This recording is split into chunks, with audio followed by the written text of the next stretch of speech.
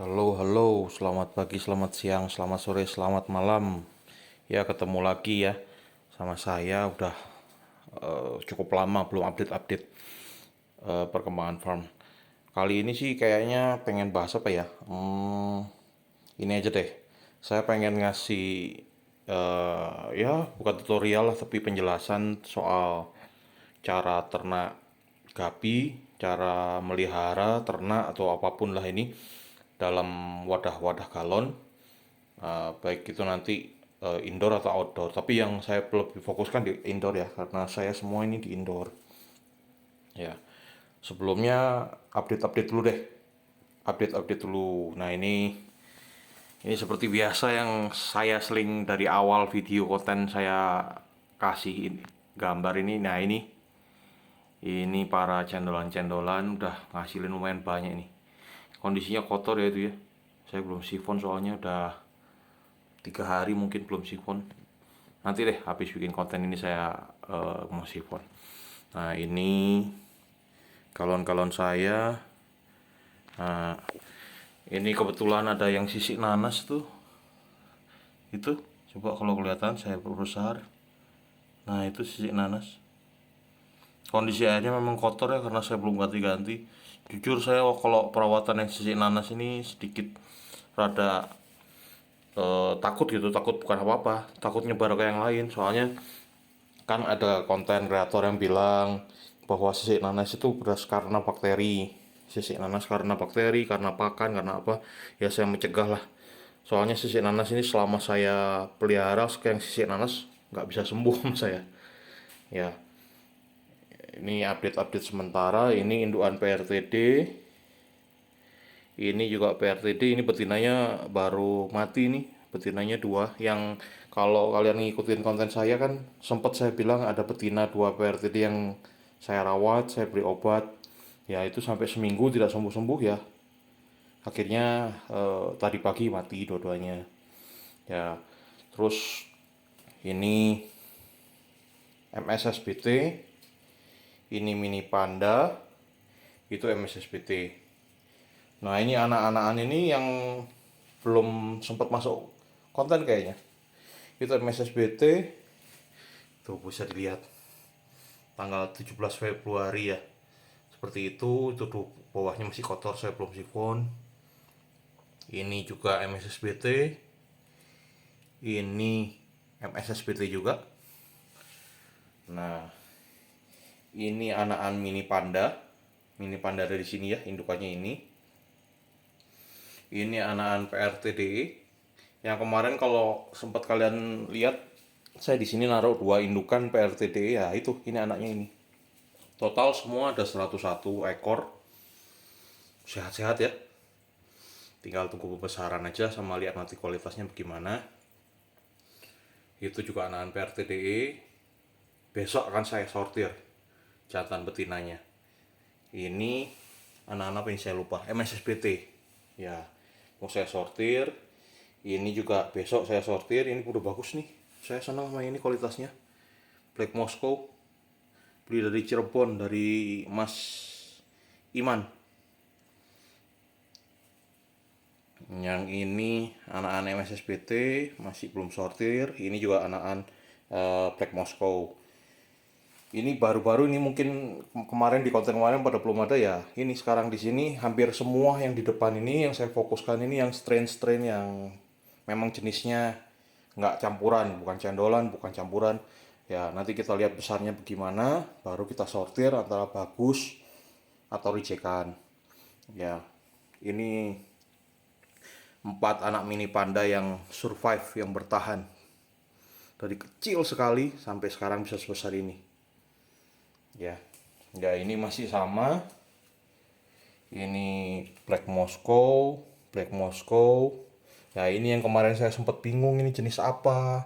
Ini jenis apa? Saya tanya sana sini, tanya sini, di grup juga nanya, banyak ngasih pemasukan. Ya ternyata ini jenisnya Blonde Tuxedo Koi. Ini juga Blonde Tuxedo Koi. Nanti tinggal kita pilih aja. Itu yang kepalanya merah-merah, yang ekornya merah, kepalanya merah, itu bisa jadi indukan. Itu yang bagus. Nah, yang ini juga cari yang kepalanya merah, yang badannya ada sedikit hitam-hitamnya. nanti deh ini kita akan pisahkan untuk jadi indukan, kita akan pilih beberapa saja. Ya ini albino full platinum ya. Ini yang jantannya, ini yang betinanya, ini betinanya masih belum ada update. Nah, nah sekarang saya sempatkan semua cendolan saya di sini. Kalau kemarin cuma ada ini kan, di video terakhir itu cuma ada ya, belum 9 kali yang kemarin, saya lupa ada berapa. Ini sekarang udah nambah ini. Tuh, bahkan ada tempat kecil-kecil ini. Ini anak cendolan semua, ini cendolan. Oh ini bukan cendolan ini Black Moscow, karena di depan sudah penuh nggak ada tempatnya, jadi sementara saya taruh sini dulu supaya lebih mudah diawasi. Nah ini cendolan sehat-sehat ya. Tuh, ini juga cendolan. Nah ini kalau sempet tadi di video kan lihat yang betinanya sisik nanas sakit. Nah di tengah dia sakit, dia masih bisa melahirkan buraya segini banyak, 18 ekor, lumayan deh.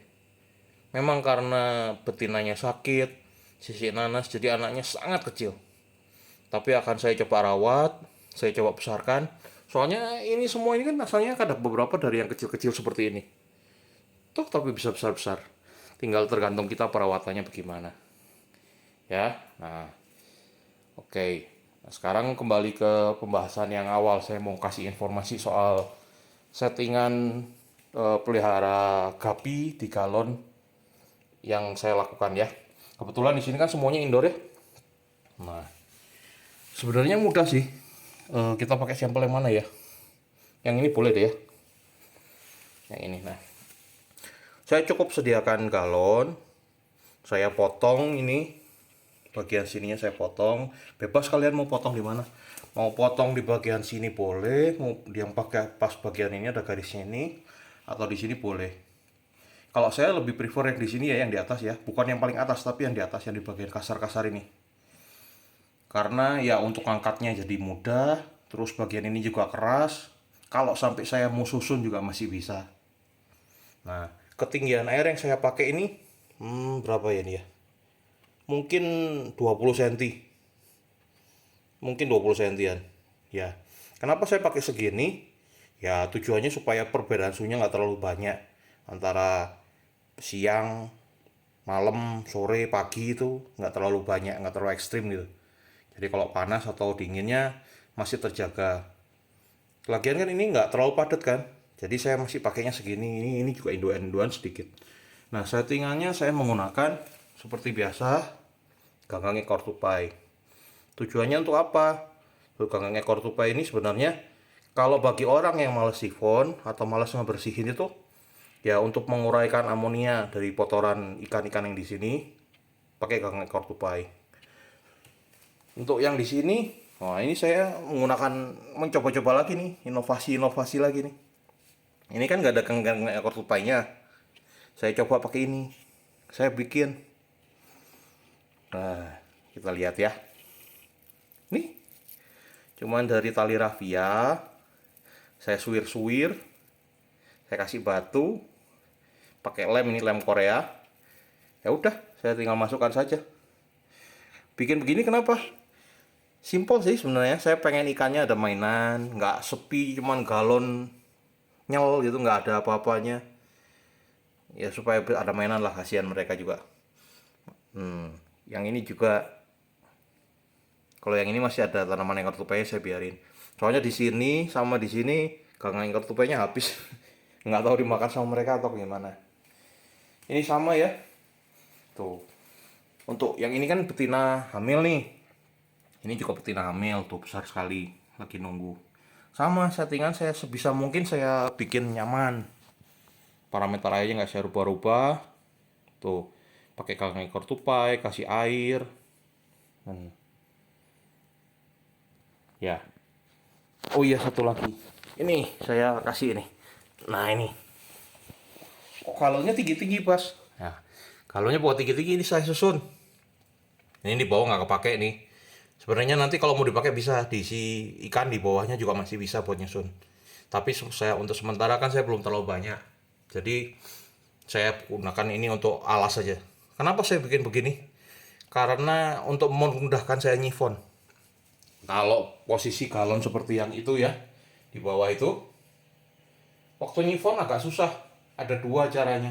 Kita angkat, disifon, atau kita sifon dengan model seperti itu, tapi nyedotnya pelan sekali, jadi terlalu lama. Ya kan harusnya begini toh di atas. Nah, jadi saya bikin begini. Saya bikin disusun begini. Jadi otomatis ini ada ketinggian, saya nyifonnya lebih gampang. Cuman itu aja sih. Ya. Untuk yang ini juga sama. Sebenarnya kalau kalian punya ganggang ekor tupainya cukup banyak, bagus sih. Kalau menurut pengalaman saya ya, selain ikannya nyaman, airnya juga lebih cenderung bening. Semua yang ada ininya cenderung bening. Tapi kalau kalian rajin bersihin, nggak apa-apa ada pakai, nggak usah ganggang ekor tupai, polosan juga nggak apa-apa. Yang penting airnya kualitas airnya bagus ya. Nah, pakai ini juga mainan-mainan gini, bikin sendiri ini nggak apa-apa. Yang penting ikannya nyaman. Soalnya ini semua cendolan itu saya kasih begitu. Nih, kan cendolan saya semua ini. Nah, saya kasih tali rafia. Saya bikin jadi kayak tanaman-tanaman. Tuh. Cuman supaya mereka nyaman aja sebenarnya. Nggak ada tujuan lain. Ya. Nah. Ya, cuman begitu sih settingan untuk galon. Settingan simple. Yang penting sebenarnya di gapi-gapi ini kebersihan air, bukan hanya bersih sih sebenarnya. Kualitas airnya cocok atau enggak untuk kita pelihara gapi. Baik itu pH atau TDS-nya. Terus ada zat-zat besi atau gimana di air, ya itu yang harus diperhatiin. Sama perawatan. Kalau saya pribadi perawatannya hanya sifon sih.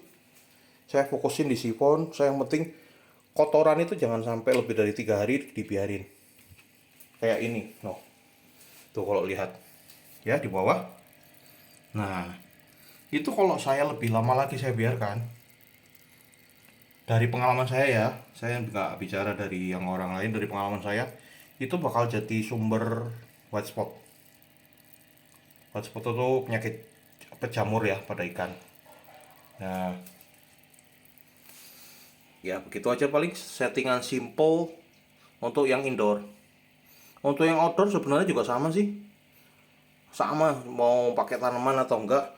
Outdoor cuman mungkin airnya jadi sedikit hijau karena ada sinar matahari, ada fitoplankton atau apalah saya kurang tahu yang ngebuat airnya hijau.